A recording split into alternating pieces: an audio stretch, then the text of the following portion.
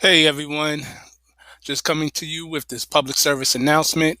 If you haven't heard about Anchor, it is the easiest way to make a podcast. So let me explain. First and foremost, it's free to do so. You don't got to come out of your pocket. There's creation tools that allow you to record and edit your podcast right from your phone or computer. Anchor will distribute your podcast for you so it can be heard on Spotify, Apple Podcasts, and a whole bunch of others platforms. You can make money from your podcast with no minimum listenership. That's why I got on it. It's everything you need to make a podcast in one place. Download the free Anchor app or go to anchor.fm to get started. All right, peace.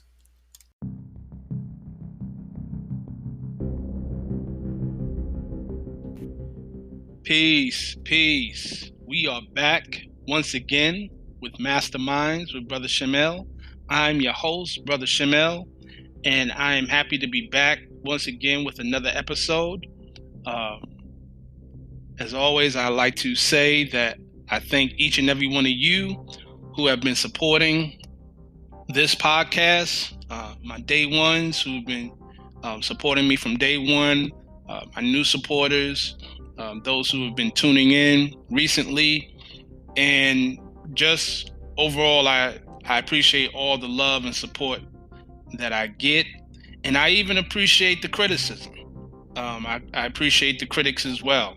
I know there are some of those who have taken issue with some of the information that I put out, disagreed with it, and that's fine. Some have taken issue with whether I should even be disseminating this information. And to which my humble response is that if the Most High placed it on my heart, then it must be for me to do. This doesn't come from a place of boasting of superior understanding, because I know each one of us has their own measure. I'm not looking for converts or anything of that nature. I'm just sharing what I've come across, the information I've come across, and I think could be of benefit for those who see benefit in it. If you don't see any benefit in it, that's fine. But I do think it's useful. I do think it's necessary information for those who are true seekers of spiritual light, of enlightenment, of that higher knowledge that can transform us. So with that, I will continue doing what I'm doing as long as the Most High allows me to do it. So with that, I'll begin with our topic of today. The title of this is called Four Corners of the World. And this is tied into the aspect of the Moorish questionnaire, where the question is asked, what is an angel? An angel is a thought of Allah manifested in human flesh. What are angels used for? To carry messages to the four corners of the world, to all nations. So I'm actually going to start with, as always, with a reading from the Circle 7. I'm going to start at Chapter 17, and I will start with verse 5. And it says as follows: Allah speaks to man not by an oracle of wood or gold, but by the voice of man. The gods have spoken to the Greeks in kindred tongues through images made by man. But Allah, the One, now speaks to man through Jesus, the only Son, who was and is and evermore will be. This oracle shall fail. The living oracle of Allah, the One, will not fail. Apollo knew the man who spoke. He knew it was the Nazarene who once had taught the wise men in the Acropolis and had rebuked the idol worshippers upon the Athens beach. And in a moment, Jesus stood before Apollo and the silent brotherhood and said, "Behold, for I have risen from the dead with gifts for men. I bring to you the title of your vast estate. All power in heaven and earth is mine. To you I give all power in heaven and earth. Go forth and teach the nations of the earth the gospel of the resurrection of the dead and of eternal life through Jesus, the love of Allah made manifest to men." And then he clasped Apollo's hand and said, "My human flesh was changed to higher form by love divine, and I can manifest in flesh or in the higher planes of life at will. What I can do, all men can do. Go teach the gospel of the omnipotence of man." So I'll just stop there. So here you have this story about Jesus going before a set of people, the Silent Brotherhood in Greece, and just bringing the message after his transformation and speaking about the possibilities of man being able to transform and transmute from human flesh to flesh divine. When he said, "My human flesh was changed to higher form by love divine," or some people would say divine love, by love divine, and I can manifest in flesh or in the higher planes of life at will. Now, I'm going to go a little bit into why I decided to speak on this subject matter for this episode. And what I will be doing is I will actually be going into sections of my book, Who is Elohim, for this. But the thought to do this particular topic came upon me the night before, a shadow hour before, where I was reading a book that was given to me as a gift by my wife. The name of the book is Tracking Time Codes, a 13-moon synchronometer workbook. I always mess up words, so that long word, synchronometer, I think that's correct. But nonetheless, this particular, as you can tell from the title, deals with an aspect of the 13-moon calendar, study of the 13-moon calendar. So the concept behind the 13-moon calendar is basically the aspect that the time is based off of the moon, the cycles of the moon, right? And the measuring, which is more natural than the Gregorian calendar, which you have added days, you have leap years, things of that nature. And there's various different systems that applied 13 moons. A lot of Native American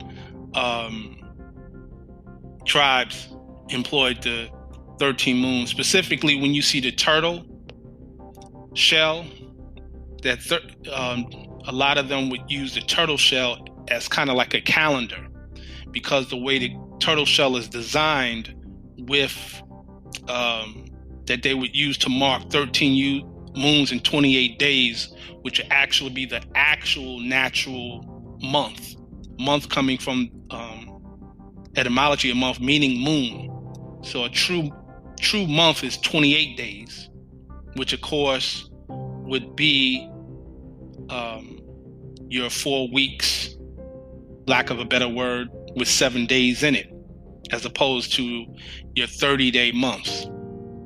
So getting into natural lunar time, et cetera, et cetera. But I was reading this book, and I'll be honest, this particular book, it's interesting. It definitely has a lot of interesting information. Some of the information I thought to be quite intriguing and even useful.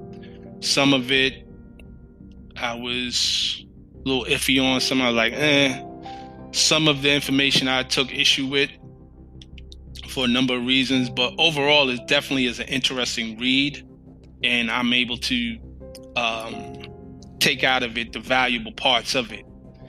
But what got me onto this journey to come up with this topic was in the particular book, it speaks about what they call Syrian timing, or the Syrian cosmic cycle coming from the Sirius star system, which is a binary star system. Now, their rationale of it was that they say that Sirius B takes approximately 52 years, so they're saying that that's the basis of the 52-year solar cycle, right? They call it the Syrian wheel. However, when you go into other sources that speak about Sirius B, they never say 52 years. They always say 50 years. And I even mentioned that in my book, Who is Elohim, because I spoke about the Dogon and the Sirius B star and Sirius A star.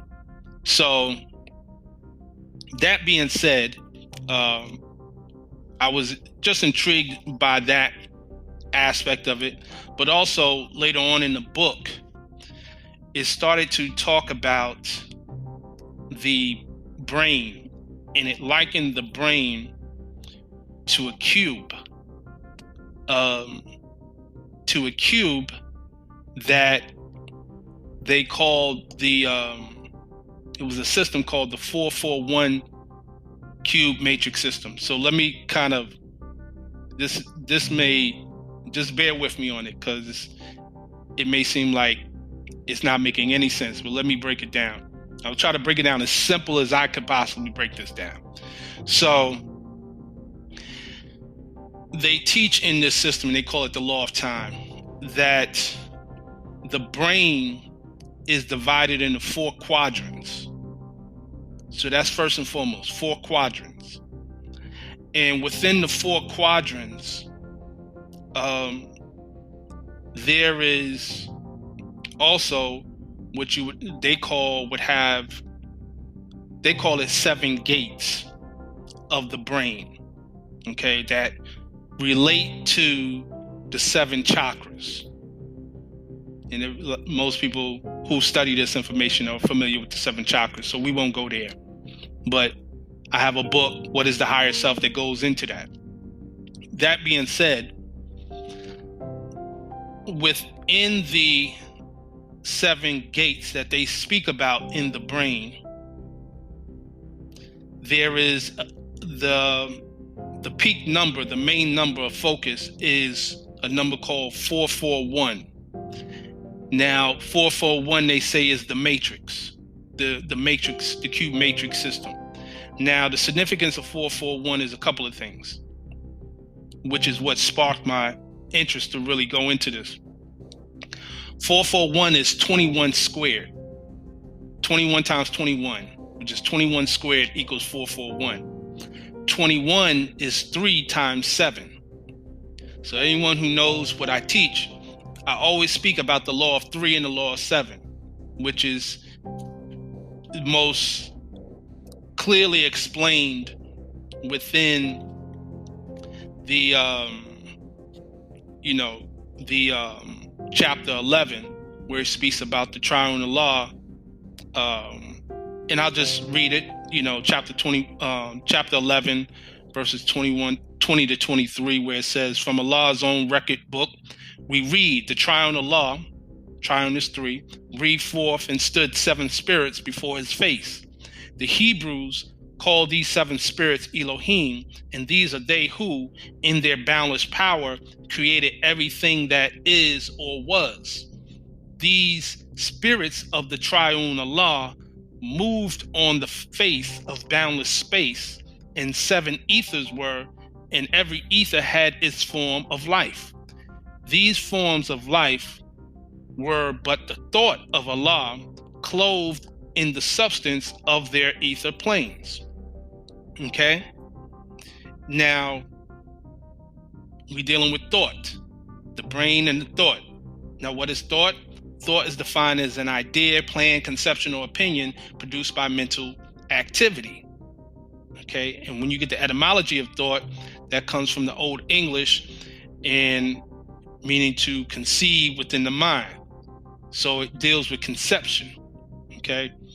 So, and then there's those, as I mentioned before, that say that the word thought ties back to the name Thoth, which is the Kemetic deity of wisdom. So that being said, just taking it from there, okay, the 3 and the 7, so that gives you 20, that gives you 21. Also, 21 would also be the 21 would be the sum of the first 6 numerals. 1 plus 2 plus 3 plus 4 plus 5 plus 6 equals 21. So you have 7 numbers, the 7th number being the sum of the previous 6 numbers. Okay? So taking that all into account, also the word 441 would be a reverse or a mirror image of 144, as in 144,000. And of course, when you add 441, you get the number 9, which is the number of completion. So this dealing with in terms of the law of correspondence gives a more greater picture for those who have studied those other type of teachings. So going back, they say that the brain is divided into 4 quadrants. Okay, right? And they say that within there are 7 gates. Now, there's a doctor, teacher, a very, very masterful teacher, I consider a master teacher, Dr. Joel Pulcrum, that speaks about the 7 circuits of the brain. First 3 being reptilian brain, insect brain, and bird brain.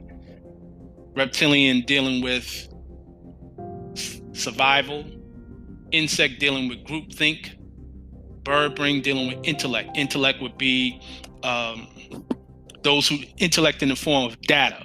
So that would be like your scientists, your astrophysicists. All they deal with is with the data. They don't go beyond the data. So they're locked into 3rd circuit of the brain.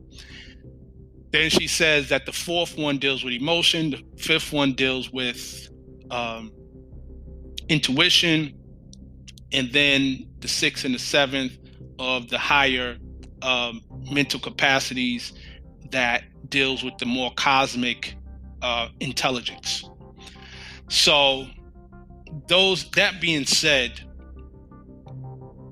you have, I noticed, they had a diagram, so it came across to me that this is directly in relation to the symbol that Prophet Noble Ali revealed to the members of his organization, Moor Science Temple of America, as Circle 7. And why would I say that? Because when you look at that image, you are looking at actually the quadrants. Now, I have to put this in the context of what I mean when I say the quadrants. So this will actually tie in to what I've written in the book, How Many Days Are in the Circle, which is very important because when you deal with that book, that particular book, that actually gets into a whole aspect of what I've been trying to explain in that context of that information, because they're not teaching this information to us the way it needs to be taught. So I'll just kind of get into that. I'll be digging into that as well. But so I'm actually going into the aspect of reading that. So to kind of give you the concept of dealing with time, space, and the aspect of mind, of the quadrants, right? So remember I said before, right, what is an angel? Angel is a thought of Allah manifested in human flesh. What are angels used for? To carry a message to the four corners of the world, to all nations, right? So the etymology of the word quadrant comes from the Middle French quadrant, right? Meaning fourth part. Okay. It's also known as, comes from the word quadrare, which means to make square, to put in order, arrange, complete, run parallel, be exact. Figuratively meaning to be proper. Okay. Now, the square and the circle are parallel in the sense that they are both geometrical shapes that consist of 360 degrees. However, the circle is round, and while the circle is round, the square possesses four corners. Each corner is 90 degrees. 90 degrees times 4 gives you 360, right? So, again, when you go to the book of Revelations, chapter 7, verse 1, you have a phrase that's known as the four corners of the earth, where it states, and after these things I saw 4 angels standing on the four corners of the earth, holding the 4 winds of the earth, that the wind should not blow on the earth, nor on the sea, nor on any tree. Okay? So the 4 corners of the earth, now that language is accommodated to the predominant manner of speaking about earth among the ancient Hebrews. Okay? It was usual among them to depict earth as a vast plain possessing 4 corners. Okay, now I'm going to apply the law of correspondence with this very soon, and we're going to get more into it in our later half. But those corners are actual 4 directional points: north, south, east, and west. Today, we converse of the 4 winds, the 4 corners of the world, etc. Right? But the ancient Hebrews spoke of earth as we do of the sunrise and sunset and of the celestial bodies moving, okay, based on appearance, right? Like if you say sunrise, we know that according to astronomy, the sun doesn't rise or set.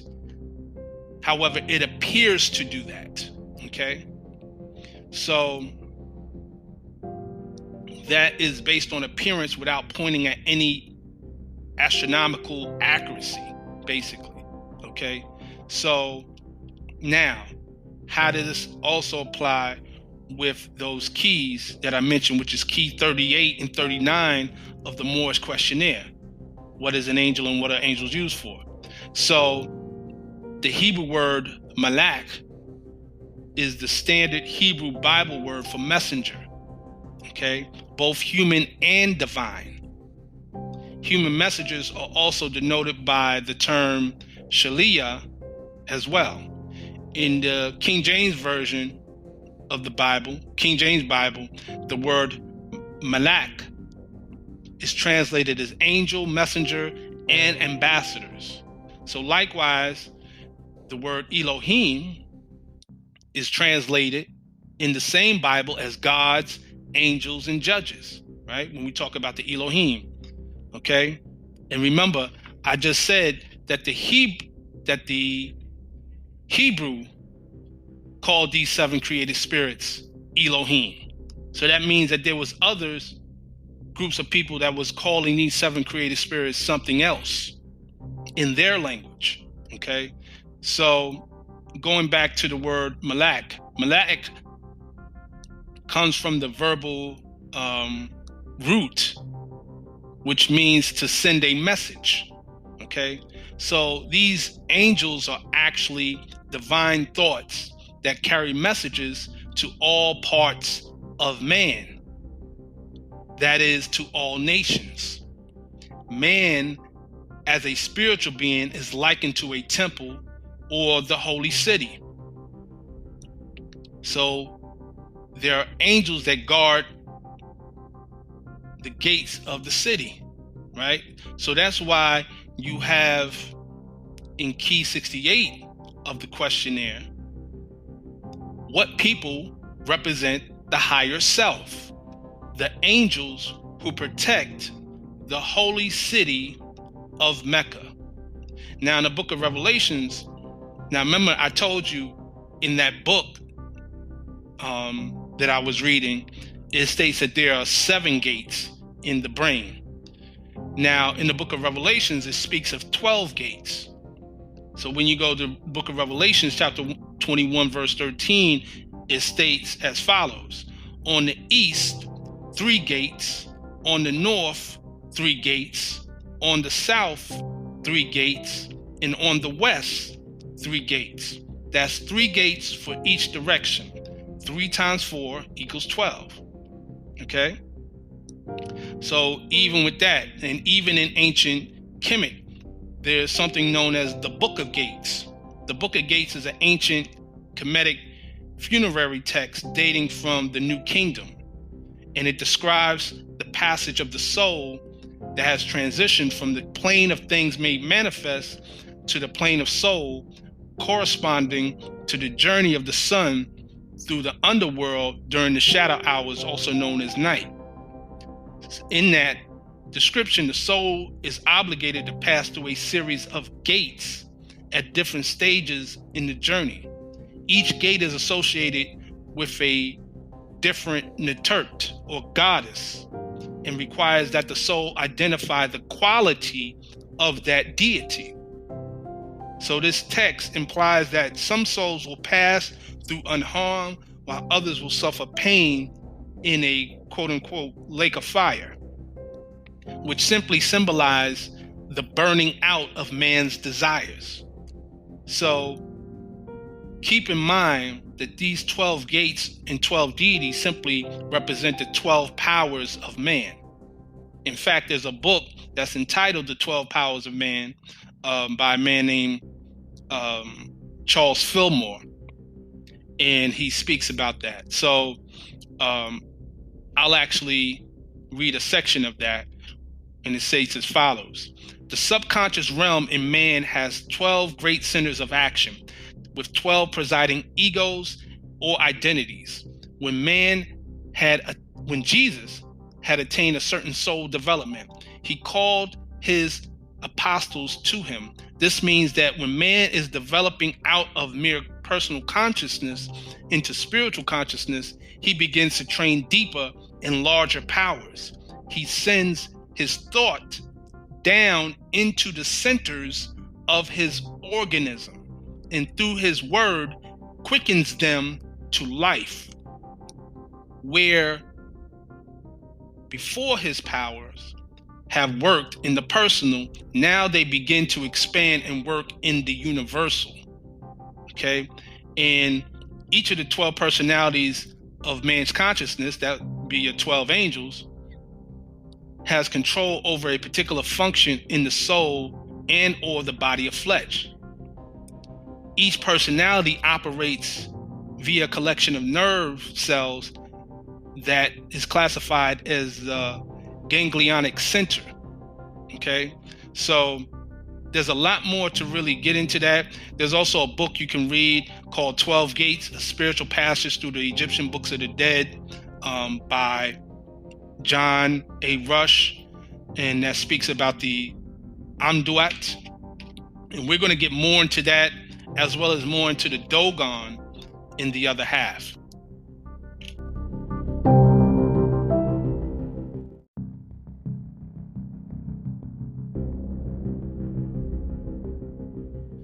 What is Amduat? The Amduat literally means that which is in the afterworld, which is also translated as text of the hidden chamber, which is in the underworld, and the book of what is in the underworld. And the Amduat is, as I mentioned, is a significant Kemetic funerary text of the New Kingdom.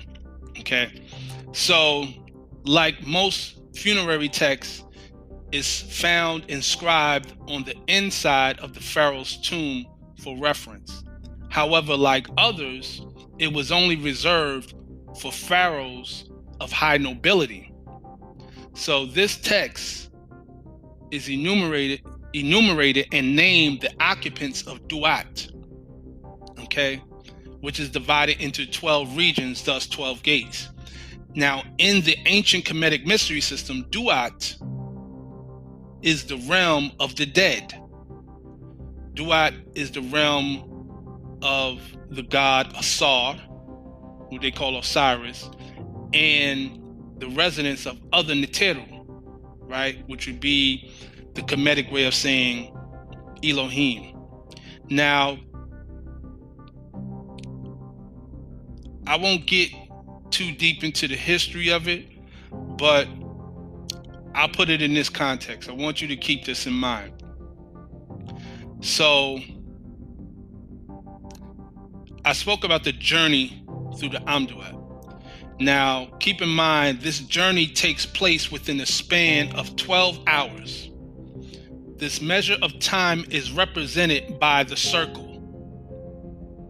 The sun must reach the 4 directions of north, south, east, and west within that circle of 12 hours. This completion perfects man. Perfection is represented by the number 7. You get what I'm saying? You follow what I'm saying? North, south, east, west, completion, circle, perfection of man, number 7. So this goes into one of the deeper meanings of the symbol known to many Moor American Muslims as the circle 7. Okay? And again, there are those who will disagree with me, but that's fine. I accept that as well. Like I said, this is my measure of understanding. Now, I put a whole book out on it, how many days are in the circle, to speak on this. So a true circle, right? When you look at that symbol that I've mentioned, and I've mentioned this time and time before, what we're seeing in that symbol that we call the circle 7 is not a true circle, because a true circle is actually a closed round shape with no open breaks in it.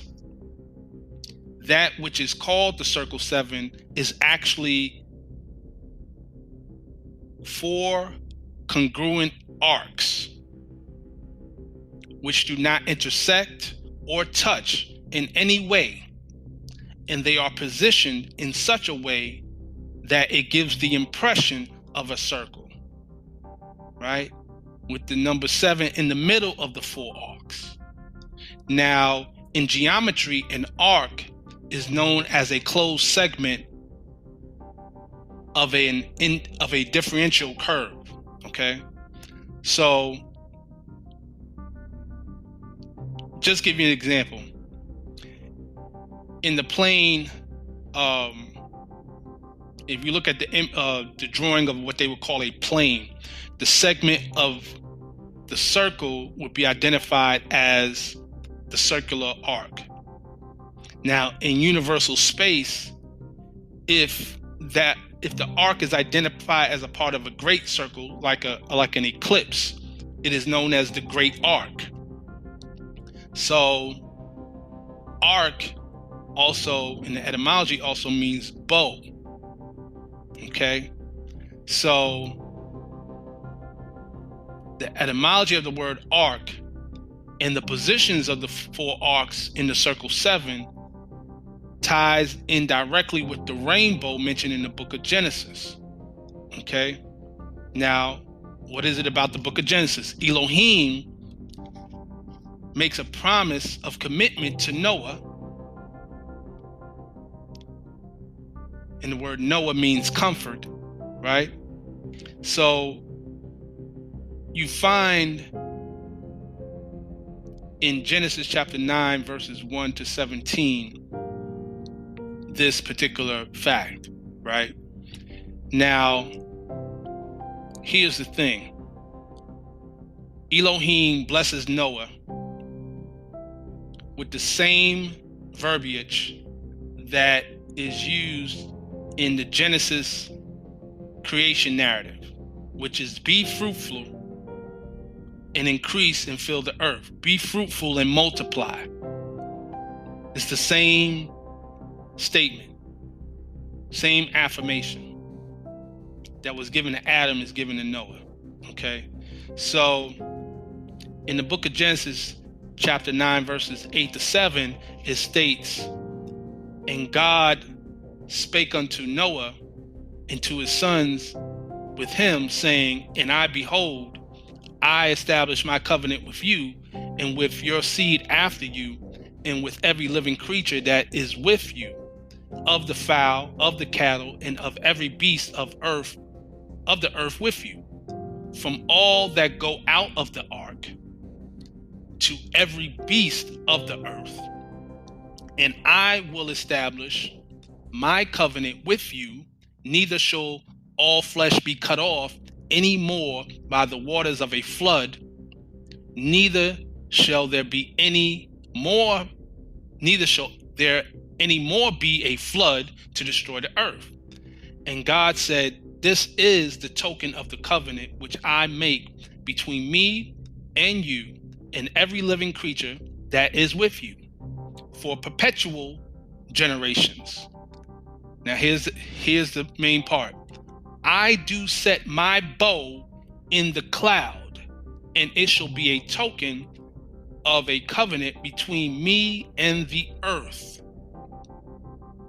And it shall come to pass, when I bring a cloud over the earth, that the bow shall be seen in the cloud. And I will remember my covenant, which is between me and you and every living creature of all flesh. And the waters shall no more become a flood to destroy all flesh. And the bow shall be in the cloud. And I will look upon it, that I may remember the everlasting covenant between God and every living creature of all flesh that is upon the earth. And God said unto Noah, this is the token of the covenant which I have established between me and all flesh that is upon the earth. Now, here's the thing about the rainbow. They call this the rainbow covenant, right? The rainbow is founded on some fundamental aspects of physics, right? Isaac Newton did an experiment with the light through the prism, and that breaks into 7 main colors. That's your Roy G. Biv: red, orange, yellow, green, blue, indigo, and violet. Okay, that's your spectrum of visible light. Again, the 7 is involved: the bow, the arcs, and the 7. Okay, now, because violet light has the maximum frequency and thus the smallest wavelength of visible light, it is curved to a larger angle than red light at the conflicting pole of the visible light spectrum. Okay, so the higher the frequency, the smaller the wavelength. The lower the frequency, the larger the wavelength. So wavelength is a reciprocal of frequency. Okay, so remember that light is merely a electromagnetic energy that vibrates at different rates of speed, and we spoke about that a little bit in the previous episode dealing with the logos. Okay, So that's just something to just think about in that aspect. Now, I can really get kind of deep into the whole rainbow aspect of it, but like I mentioned, it has 7 colors, right? Rain is water, bow is arc, okay? Rainbow, water, arc, get it? And how long was Noah in the ark? 40 days, 40 nights, right? So it's all symbolism in there. Okay? So even when you deal with 40, okay, here's the science with that. Okay? So often a rainbow is viewed when part of the firmament is dark and there's rain, in a section of in the atmosphere, and the sun is illuminating, right? We talked about the light passing through the prism, breaking it up into those that rainbow refraction of white light through the prism, right? So that being said, if the angle between the refracted light and the normal, if a drop surface is about 48 degrees, okay, then the light will bounce off the back of the raindrop, okay? So if the angle is less than 48 degrees, the light will pass through it. So it has to be literally at a degrees somewhere between 40 and 48 degrees. Again, that 40 days, right? And 48 is 4 plus 8, which is 12, as in the 12 gates. Okay? So the return light is refracted and leaves a raindrop. Okay? Now, why am I even saying all of this? Okay? Again, when we see the science of how nature works with light and water, as in rainbow, then we're seeing frequency in its manifestation as a symbol of how you have to raise your vibration. Okay? And you have to actually raise yourself past the 3-dimensional world into the 4th dimension and even the 5th dimension, because the 4th dimension, they will tell you is time, space, but in the 5th dimension, you're dealing with mind. Okay? And the reason why that is important is because those who know about, like in the Kabbalion, the principle of mentalism, which is all is mind, and the universe is mental, right? They know that reality is based off of perception. It's not absolute when you're dealing with the plane of manifest. Now, why is that important? Because once you realize that the reality here is based off of perception, then you realize that you can change your reality, and that there are those who have mastered this knowledge who are controlling your reality. If you don't master your mind, someone else will. Okay? So these are sciences to understand where we're dealing with when we're raising our vibrations. So that symbolism, and that's just one symbol, is really taking us to really get to the mindset of where we can look beyond the plane of manifest, where we can look beyond the surface, if you will. Because just the creation of a rainbow, that is a phenomenon just to ponder in and of itself. How does a rainbow just exist? You can't touch a rainbow, but yet you see it. So does it really exist, or is it the illusion? Now, this will bring me into the Dogon. But before I go into the Dogon, I just want to make this point, getting back to this aspect of the fourth dimension. All human thought comes from a mental reservoir. So the mental body is represented by the star tetrahedron. Tetra is 4, hedron is base.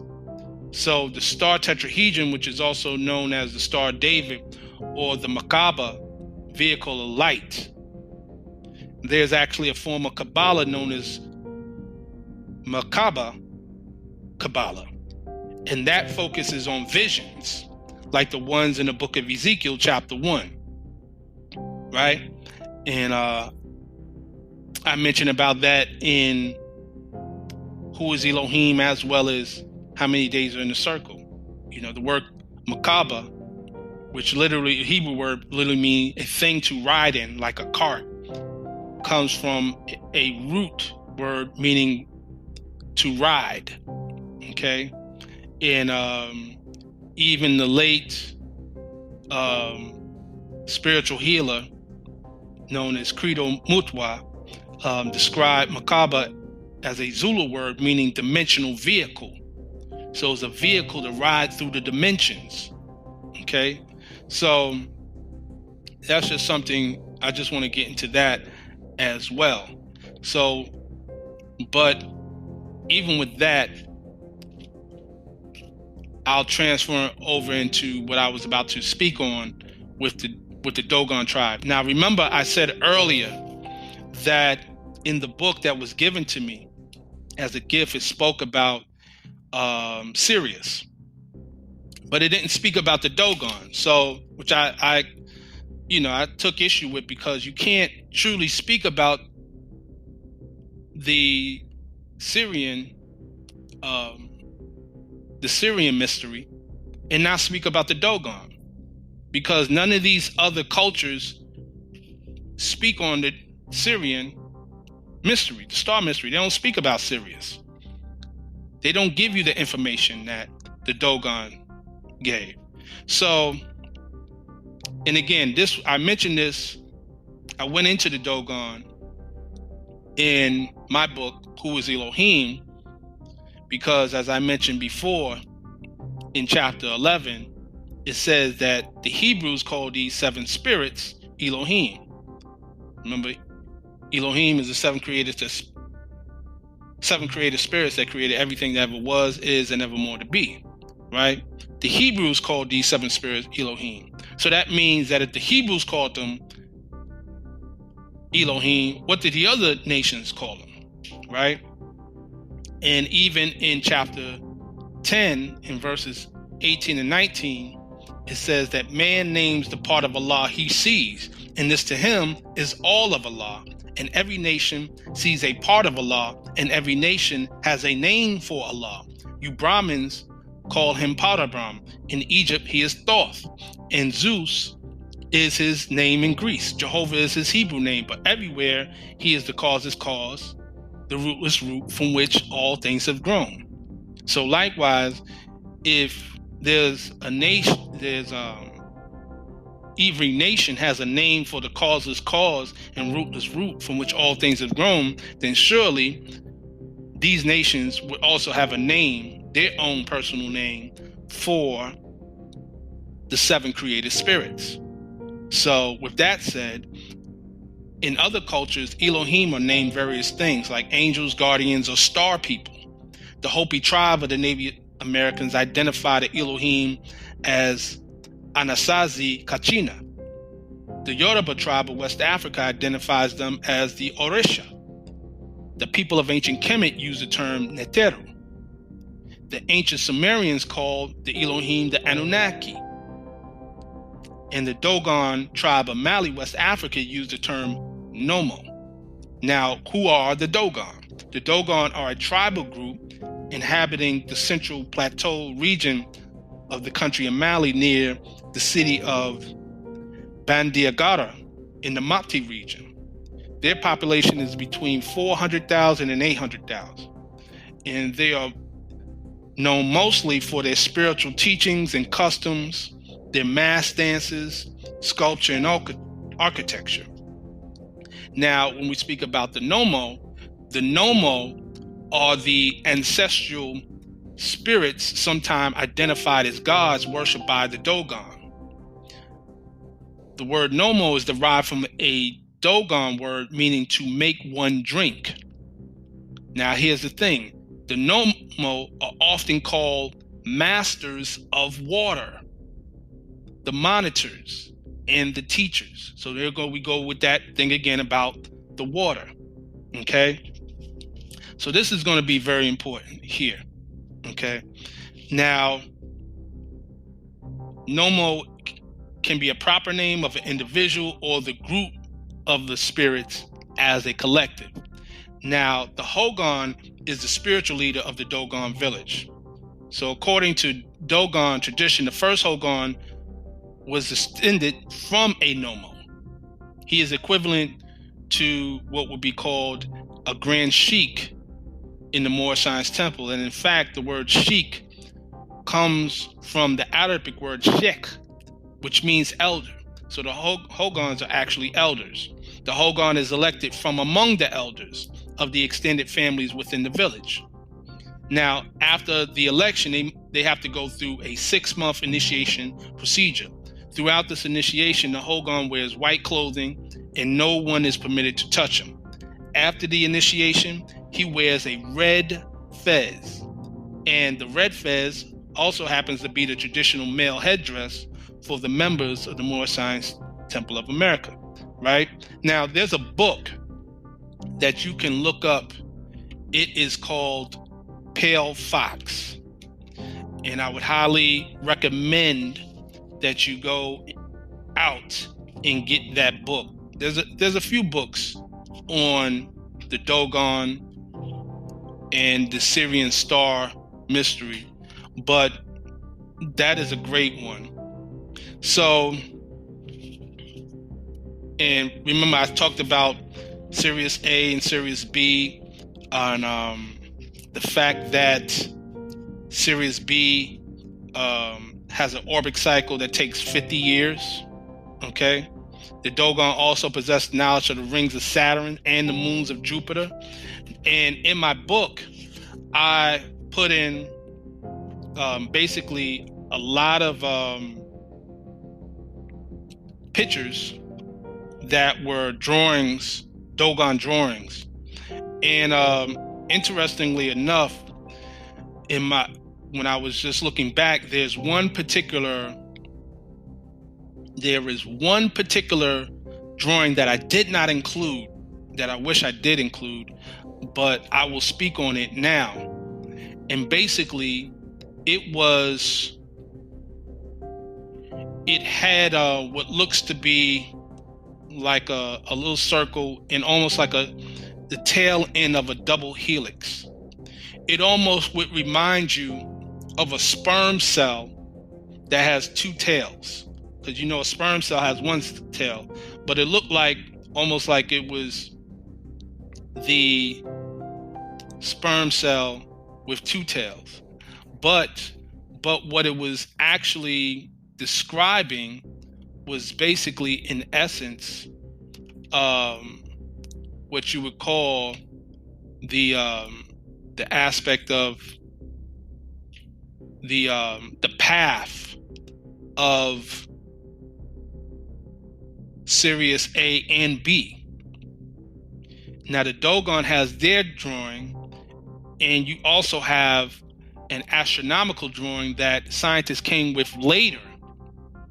And it also explains, this is the interesting thing about it, it also explains how light operates as a particle and a wave. Now, this is something that, a lot of people gave credit to, I believe it was Stephen Hawking, the scientist Stephen Hawking, and another one. But they can't even explain why that is, because it's a known fact that light sometimes operates as a wave and sometimes it operates as a particle. When you're not viewing it, it's operating as a wave. When you're looking at it, it becomes stationary, the particle. So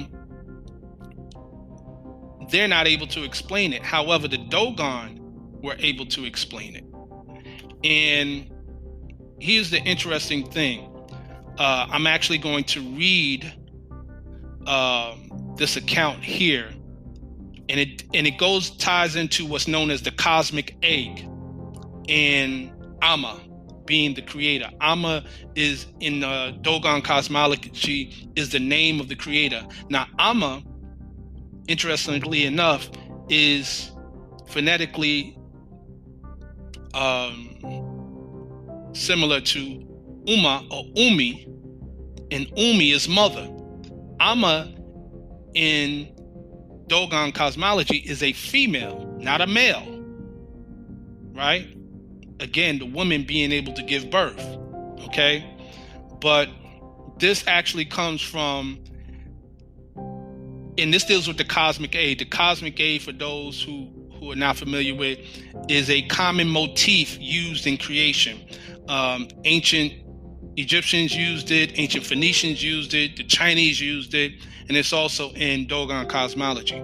So I'm just going to read a little bit of this. This actually comes from a book entitled A Dictionary of African Mythology. You're going to see something very interesting. It says, in the beginning, Amma alone was in the shape of an egg. 4 collarbones were fused, dividing the egg into air, earth, fire, and water, establishing 4 cardinal directions. Now, here's the thing about that. This ties into Circle 7 in Chapter 1, Creation and Fall of Man. Because in it says, in the second paragraph, it says, hear now ye cherubim, ye seraphim, ye angels, and ye men. Hear now, O protoplast, and earth, and plant, and beast. Hear now, ye creeping things of earth, ye fish that swim, ye birds that fly. Hear now, ye winds that blow, ye thunders, and ye lightnings of the sky. Hear now, ye spirits of the fire, of water, earth, and air. Hear now, O everything that is, or was, or evermore will be. For wisdom speaks out of the highest plane of life. So again, you have those 4 classical elements spoken about in Dogon cosmology. Now, before I continue, it's very important to note that the way they broke it down from a scientific level is that it's explaining how, from basically, it starts that Amma was the egg in the center, and it's dividing into what's known as the 4 cardinal directions, right? The 4 stages of matter, or that's cardinal directions. That's north, south, east, west, as I mentioned before, the 4 classical elements, and each of those are stages of creation. Now, they mentioned, remember I said that in that book, they said that there were 4 quadrants, okay? Those are sections of the brain, right?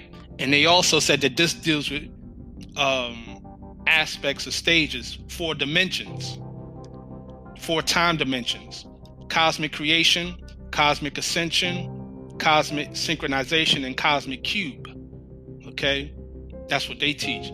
But in terms of the realm, you're dealing with creation and matter as a wave when you get to water, and then by the time you get to earth, you're getting to the mass or the particle. Okay, fire would be the process of transformation, and the wind would be the vibration. So you're dealing with all of these different sciences, and there's so much more I can get into with this, but it's really deep. Just to let you know that when you deal with the 4 corners of the world, it's much more than what we believe it to be. But we'll get into that another time. And until that time, peace and love.